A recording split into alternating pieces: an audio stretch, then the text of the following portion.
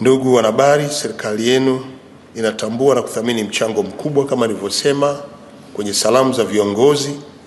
Nasi wasaidizi wa viongozi hawa wakuu tunawahakikishia kuwa tutafanya kazi pamoja na nyie, na kupitia vyombo vya habari tutaweza kuhabarisha wananchi wetu shughuli mbalimbali, mipango mbalimbali ya taifa hili, lakini kuhamasisha ushiriki wa wananchi katika shughuli hizi.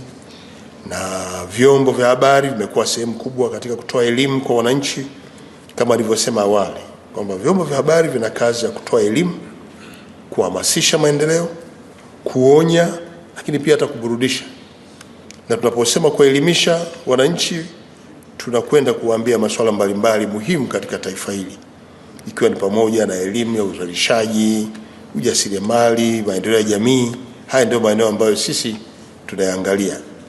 Lakini vyombo vya habari vimekuwa na nafasi kubwa katika kulinda na kudumisha amani, umoja na mshikamano wa kitaifa, na vinachangia sana kwa kiasi kikubwa katika kuijenga taswira chanya ya taifa hili.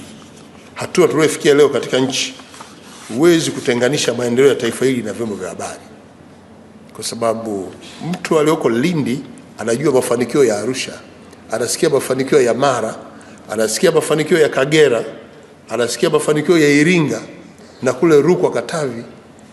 Anajua kabisa kwamba nchi hii inapata maendeleo kutokana na mchango wa vyombo vya habari kwa kuhabarisha umma ya matukio yote ambayo yanaendelea.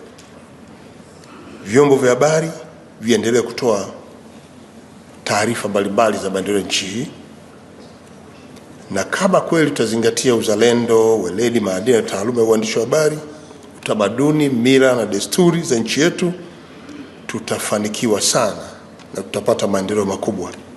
Na sina mashaka, kwa sababu leo tumeweza kukaribisha mataifa jirani ndani ya bara la Afrika, tumekaribisha mataifa ya nje kwenye kongamano hili, na kwa hiyo kila mmoja atatoa uzoefu wake. Sisi tutapata yale muhimu yanayofanana na utamaduni tulionao ndani ya nchi na kuyafanyia maboresho kwa mujibu wa utamaduni tulionao wa nchi yetu.